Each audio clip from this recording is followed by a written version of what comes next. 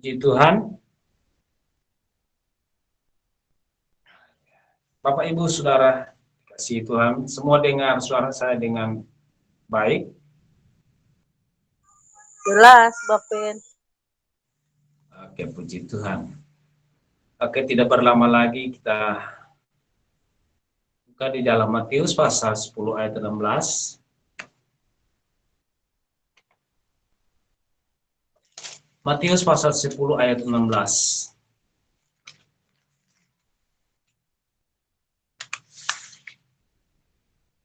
Sudah dapat, mari saya akan baca untuk kita semua dengar.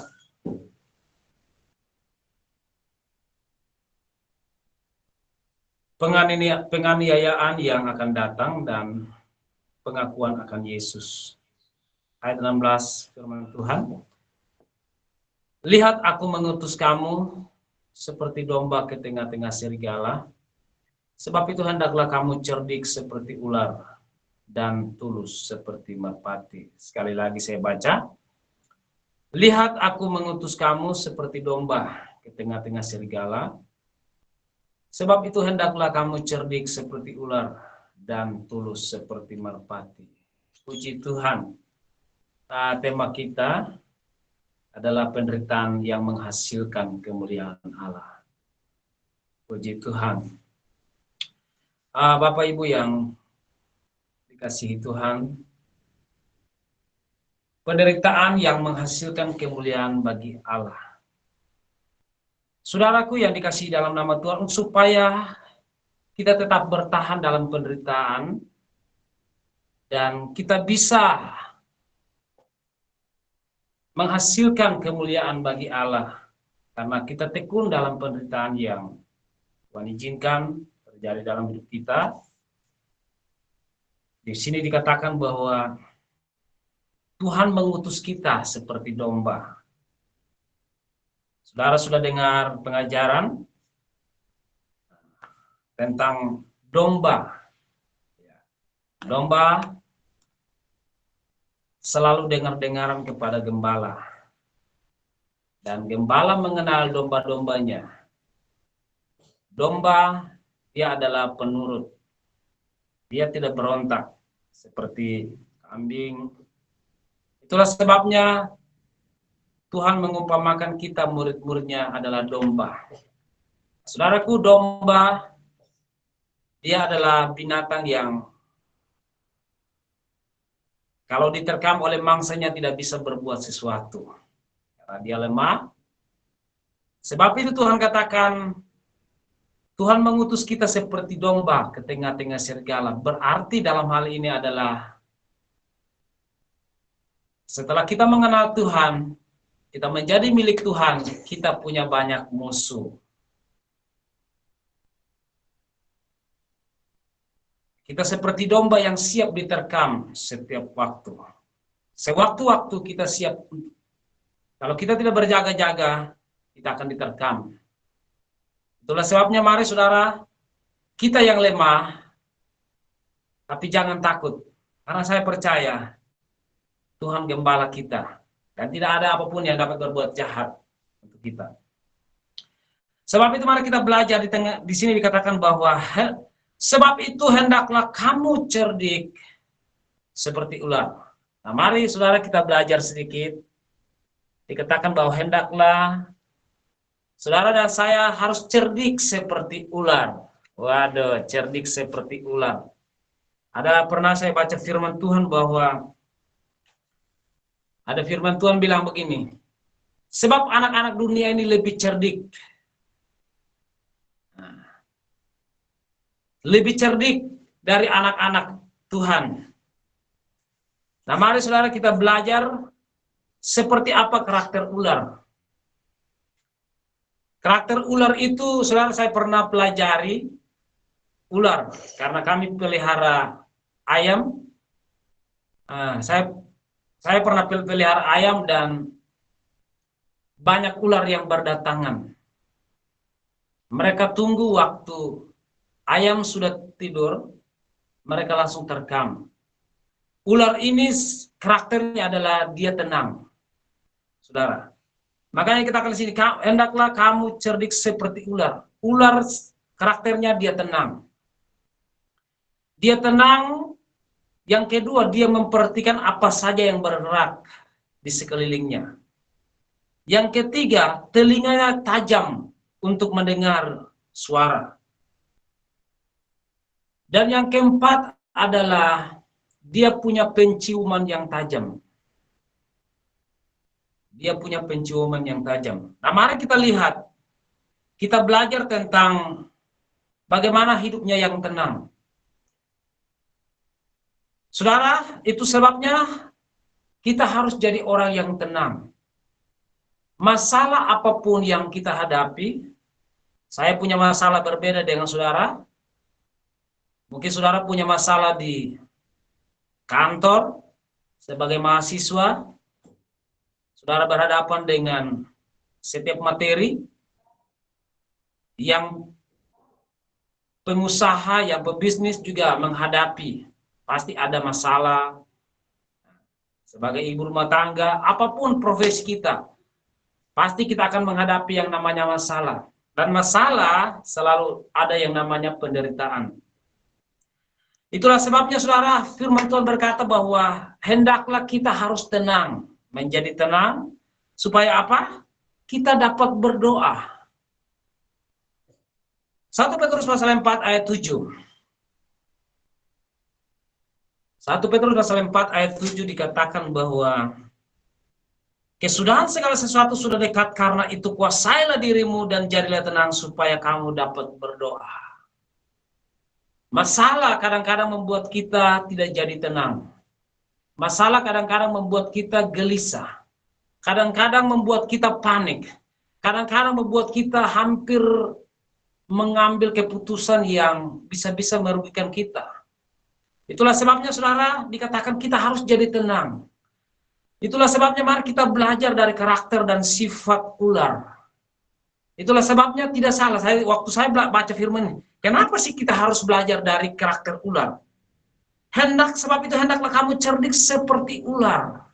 Nah saudara, salah satu binatang yang Tuhan ciptakan, dia ini cerdik. Itu sebabnya saudara jangan heran kalau di Taman Eden, iblis pakai dia. Iblis pakai dia untuk bisa tawar-menawar dengan Hawa. Hei Hawa, lihat ular ini, lihat buah ini. Hawa tertarik dengan buah. Saudara, dan dia mulai berbicara dengan Hawa. Dia sangat cerdik. Itulah sebabnya kita harus cerdik. Sifat ular adalah dia jadi tenang. Mari saudara kita jadi tenang. Orang yang tenang, dia bisa menguasai dirinya. Dia menguasai dirinya, berarti dia dapat mengontrol apa yang terjadi dalam dirinya. Kesudahan segala sesuatu sudah dekat, karena itu kuasailah dirimu dan jadilah tenang supaya kamu dapat berdoa. Orang itu biar tidak kuat menguasai diri. Sebab itu saudara, kita diumpamakan seperti domba. Domba yang lemah. Tapi kalau dia menguasai diri, dia jadi orang yang kuat. Kalau dia menguasai diri, masalah apapun, dia tetap menang. Dia tetap kuat. Karena yang pertama, waktu masalah datang, dia akan pertama adalah cari Tuhan. Bukan dia lihat masalah, lalu dia mulai pikir, "Roh, ini bagaimana caranya?" Cara pertama adalah kita cari Tuhan. Kita dulu di kaki Tuhan, kita berdoa. Tanya Tuhan, Tuhan masalah ini bagaimana? Bukan kita tanya orang lain. Saudaraku, yang pertama adalah kita tanya Tuhan. Kalau kita berdoa, Tuhan ini bagaimana caranya? Kalau kita berdoa menyembah, saya percaya Tuhan akan bilang, kamu hubungi orang ini. Dan itu pasti tepat. Kalau kita langsung tidak tanya Tuhan, langsung buru-buru tanya, saudara, saya sangat percaya, bisa ya atau tidak. Tapi kalau kita pertama berdoa sungguh-sungguh, Tuhan ini bagaimana masalahnya? Kita berdoa tanya Tuhan, Tuhan ini saya tidak mengerti masalah ini maksudnya apa sih? Saudara, saya percaya Tuhan pasti berikan solusi. Itu artinya kita mengandalkan Tuhan waktu kita menghadapi masalah. Dibutuhkan yang namanya ketenangan. Tenang, dia bisa menguasai diri, kita bisa menguasai diri, kita bisa menghadapi segala sesuatu dengan aman. Yang kedua, kita harus menghadapi masalah dan bertindak dengan bijaksana.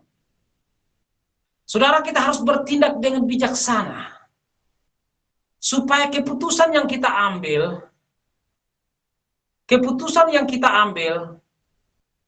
tidak sia-sia, tidak merugikan kita, dan tidak mengorbankan banyak hal. Itulah orang yang ciri-cirinya dia tenang dan menguasai diri.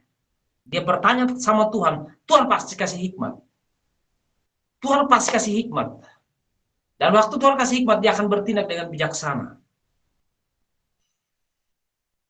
Yang ketiga,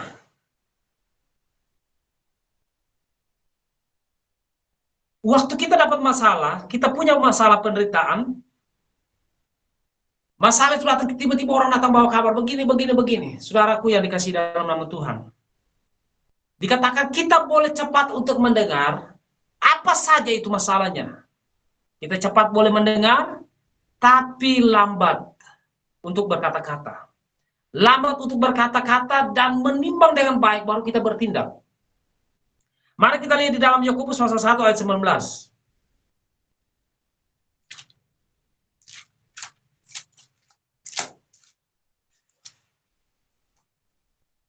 Yakobus pasal 1 ayat 19 dikatakan, hai saudara-saudaraku yang kukasihi, ingatlah hal ini, setiap orang hendaklah cepat untuk mendengar, tetapi lambat untuk berkata-kata, dan juga lambat untuk marah. Iya. Waktu kita ada dalam keadaan yang rumit, waktu kita ada dalam benar-benar terjepit, masalah banyak datang. Dan saya percaya, semua kita tidak menghadapi masalah cuma hanya satu. Lebih dari satu. Ini datang begini, masalahnya ini begini. Tiba-tiba yang datang, satu datang bawa kabar begini, ini kamu begini, saudaraku. Boleh kita mendengar, tetapi harus lambat. Kita cepat mendengar, tapi harus lambat dalam berkata-kata. Karena biasanya kita berkata-kata cepat mendengar lalu berkata-kata salah. Kebanyakan kita cepat bertindak, kita cepat berkata-kata, banyak bikin dosa. Karena banyak orang yang banyak bicara, banyak bikin dosa. Makanya kita perlu menimbang apa yang harus saya sampaikan supaya ini menyenangkan orang. Apa yang harus saya sampaikan supaya ini bisa memberikan keuntungan buat saya. Bisa memberikan keuntungan untuk orang. Tidak membuat orang tersinggung. Tidak mematahkan semangat orang. Supaya jangan timbul masalah dan persoalan. Karena dikatakan bahwa setiap orang hendaklah cepat untuk mendengar, tetapi lambat untuk berkata-kata. Dan kita haruslah menimbang dengan baik perkara apa yang harus kita hadapi, harus kita menimbang dengan baik, baru kita bertindak, kita berkata-kata. Dan saya percaya orang yang lambat untuk berkata-kata waktu dia mendengar sesuatu, saya percaya perkataannya itu adalah memuliakan nama Tuhan. Pasti membawa berkat. Tindakan kita pasti membawa berkat. Tidak akan salah. Tidak mengecewakan Tuhan, bahkan tidak mengecewakan orang lain. Yang keempat, kita harus waspada dengan semua orang. Di ayat yang ke-17, coba kita lihat. Tetapi waspadalah terhadap semua orang. Karena ada yang menyerahkan kamu kepada majelis agama, dan mereka akan menyesah kamu di rumah ibadatnya. Saudaraku yang dikasih dalam nama Tuhan, kita harus waspada. Kita harus hati-hati. Karena waktu masalah datang, kita hidup di tengah orang-orang yang tidak mengenal Tuhan. Kita hidup di tengah-tengah serigala, banyak orang yang memperhatikan hidup kita. Sebab itu kita jangan mudah percaya dengan orang-orang di setiap kita. Jangan kita tercepat-cepat untuk waktu mereka datang dengan masalah, jangan cepat-cepat untuk kita bicara ini, saudara. Kita waspada, hati-hati. Karena kebanyakan orang membuat jerat untuk kita. Karena kita domba, saudara.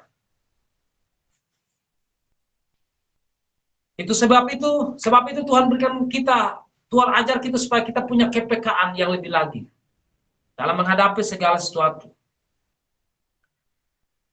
Yang kedua, dikatakan masih di ayat yang ke-16, tulus seperti merpati. Mari kita lihat di dalam Mazmur pasal 7 ayat 11. Mazmur pasal 7 ayat 11. Dikatakan begini, perisai bagiku adalah Allah yang menyelamatkan orang-orang yang tulus hati. Saudaraku, mari dikatakan begini, sebab itu hendaklah kamu cerdik seperti ular dan tulus seperti merpati. Waktu kita di tengah-tengah orang-orang yang tidak suka dengan kita di tengah-tengah orang-orang yang membenci kita mulai berjalan, kita melayani, mencari Tuhan sungguh-sungguh, ada orang yang begitu membenci kita. Saudaraku, kita boleh tenang, kita boleh bertindak, tapi harus dengan tulus hati. Karena saya percaya, waktu kita menghadapi masalah, orang mencoba menjebak kita, orang mencoba menyusahkan kita, tapi dengan hati yang tulus Tuhan akan menyelamatkan kita. Tuhan akan menyelamatkan kita. Karena dikatakan tadi, di Mazmur pasal 7, ayat 11, perisai bagiku adalah Allah yang menyelamatkan orang-orang yang tulus hati. Ternyata orang-orang yang tulus hati diperhatikan oleh Tuhan. Selalu ada perlindungan bagi orang-orang yang tulus hatinya. Hanya orang-orang yang tulus hati yang diselamatkan oleh tangan Tuhan. Sebab itu saudara, mari kalau hati kita tidak bersih, kalau hati kita belum tulus, mari kita minta Tuhan supaya membersihkan hati kita. Supaya dalam segala sesuatu kita tidak menjadi mangsa bagi serigala orang-orang yang di sekitar kita. Karena saya percaya apapun yang kita lakukan, kalau hati kita tulus, Tuhan akan membela kita. Di ayat yang ke-22, dan kamu akan dibenci semua orang oleh karena namaku, tetapi orang yang bertahan sampai pada kesudahannya akan selamat. Saudaraku, mari jangan kita takut kalau kita dibenci oleh semua orang. Jangan saudara dan saya takut kepada semua orang yang membenci kita. Karena dikatakan kalau kita bertahan sampai kepada akhirnya, kita akan diselamatkan. Saudara, jangan takut. Mari kita lihat di ayat yang ke-28. Dan janganlah kamu takut kepada mereka yang dapat membunuh tubuh, tetapi yang tidak berkuasa membunuh jiwa. Saudara, jangan kita takut kepada orang-orang yang di sekeliling kita, mereka seperti serigala. Mereka seperti binatang buas. Sebab itu jangan kita takut kepada mereka yang cuman hanya bisa membunuh tubuh, tapi tidak bisa membunuh jiwa. Sebab itu Bapak, saudaraku yang dikasih dalam nama Tuhan, mari saudara, kita hanya takut kepada Dia yang berkuasa membinasakan baik jiwa maupun tubuh dalam neraka. Kita tetap setia dengan Tuhan. Apapun penderitaan kita, mari kita belajar untuk tetap setia dengan Tuhan. Untuk tetap setia mengiring Tuhan. Untuk tetap menjalani hidup ini dengan ucapan syukur. Jangan kita berontak. Jangan kita lari dari persoalan dan masalah yang kita hadapi. Yang kelima, di ayatnya yang ke-32, kita harus berani bersaksi bagi setiap orang yang dekat dengan kita. Kita harus bersaksi bagi nama Tuhan kepada dunia. Saudara, kalau kita rajin untuk bersaksi di mana-mana, Tuhan dipermuliakan. Saudaraku yang dikasih dalam nama Tuhan, ketika beberapa minggu lalu kami melayani seseorang, dan saudaraku yang dikasih Tuhan, Anak Tuhan ini dia sangat terberkati. Dan waktu dia sampai di desanya, dia mulai bersaksi dari rumah ke rumah. Saudara tahu, tiba-tiba kami ditelepon. Pak, ada orang mau minta dilayani. Dan saudara tahu, yang kami ajarkan, yang kami tunjukkan buat dia mempraktekkan. Dia membawa banyak jiwa datang kepada Tuhan. Saudara, waktu dia mau berangkat ke kampung, hanya cuma tinggal 20 menit. Dia bawa satu kakak lagi datang. Dan kami pergi melayani. Mereka sangat terberkati dengan kesaksiannya. Hidupnya mulai mengalami perubahan. Karakter Tuhan mulai ada dalam hidupnya. Karakter Tuhan mulai nyata dan nampak dalam hidupnya. Banyak orang terberkati. Saudara, dia tidak berhenti bersaksi sampai hari ini. Banyak orang datang kepada Tuhan melalui hidupnya. Mari saudara, jangan kita malu untuk bersaksi bagi nama Tuhan. Karena firman Tuhan berkata Tuhan akan menyertai kita sampai kepada akhir zaman. Amin. Jadi jangan malu saudara. Di ayatnya yang ke-33, kalau kita malu, saudara, Tuhan juga akan malu untuk menyatakan bahwa kita adalah muridnya. Di ayat 32, setiap orang yang mengakui aku di depan manusia, aku juga akan mengakuinya di depan Bapakku yang di sorga. Tetapi barang siapa menyangkal aku di depan manusia, aku juga akan menyangkalnya di depan Bapakku yang di sorga. Saudara, mau bersaksi buat Tuhan? Mau bersaksi buat banyak orang? Haleluya. Saudaraku, dia mulai bawa banyak orang datang kepada Tuhan. Ada yang sakit, ada yang butuh didoakan, ada yang lapar dan haus akan firman Tuhan. Dia telepon kami, dia bersama dengan Ibu Lisa, mereka mulai bawa jiwa-jiwa datang. Kami layani. Dan saudara, setiap hari paling kurang 6-7 orang. Dan ini sangat luar biasa, selalu saja ada jiwa-jiwa baru. Saudara, kalau kita rajin bersaksi, sekalipun kita ada dalam masa kesukaran, justru di masa kesukaran waktu kita bersaksi bagi nama Tuhan, banyak orang akan terberkati dengan kesaksian kita. Banyak orang datang dan rindu untuk dilayani. Banyak orang datang dan rindu untuk diberkati oleh firman Tuhan. Saudara, mari rajin-rajinlah bersaksi. Karena kita punya Tuhan akan membela kita. Jangan kita takut akan ancaman apapun. Saudara, firman Tuhan berkata bahwa barang siapa yang mempertahankan nyawanya, ia akan kehilangan nyawanya. Saudara dan saya jangan kita takut. Tidak ada seorang pun yang dapat mencelakakan kita. Karena Tuhan tetap menjadi pembela buat kita. Firman Tuhan berkata dalam Mazmur pasal 36 ayat 11. Coba kita lihat Mazmur 36 ayat 11.